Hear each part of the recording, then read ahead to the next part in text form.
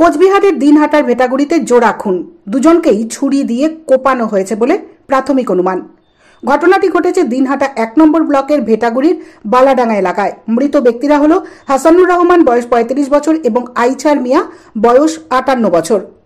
স্থানীয় সূত্রে জানা গিয়েছে, মঙ্গলবার রাত ৯:৩০ নাগাদ ভেটাগুড়ির বালাডাঙ্গা এলাকায় দুজনকে আহত অবস্থায় পড়ে থাকতে দেখেন স্থানীয়রা। ইতিমধ্যেই ঘটনাস্থলে পৌঁছায় দিনহাটা থানার পুলিশ। তাদের উদ্ধার করে দিনহাটা মহকুমা হাসপাতালে নিয়ে আসা হলে কর্তব্যরত চিকিৎসক মৃত বলে ঘোষণা করেন। পুলিশের প্রাথমিক অনুমান, দুজনকেই ছুরি দিয়ে আঘাত করা হয়েছে। আইচারের বাড়ি বড় আটিয়াবাড়ি প্রথম খণ্ড পশ্চিম ও হাসানুরের বাড়ি ভেটাগুড়ির কান্তির গড় এলাকায়। ওই দুজন একে অপরকে আঘাত করেছে নাকি অন্য কে বা কারা ঘটনাটি ঘটিয়েছে তা নিয়ে ধোঁয়াশা তৈরি হয়েছে। ঘটনার তদন্ত শুরু করেছে দিনহাটা থানার পুলিশ।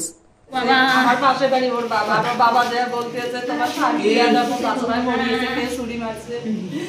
আমরা দেখি নাই, অমনে আমরা বাচ্চা তুলি অমনে দৌড়ি যা দেখি টিকেট টিকেট সব বন্ধ হয়ে গেছে, পুলিশ যায় তারপরে আমাকে এই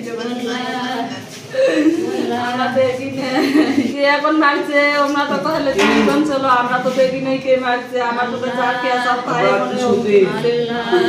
তার জন্য আমার মেয়ের দিকে শারীরিক নির্যাতন একটা কেস হয়েছে। ওরা আমার উপর খুব হামলা করে। যে দুজন মারা গেছে দুজনে কি আত্মীয় হয়?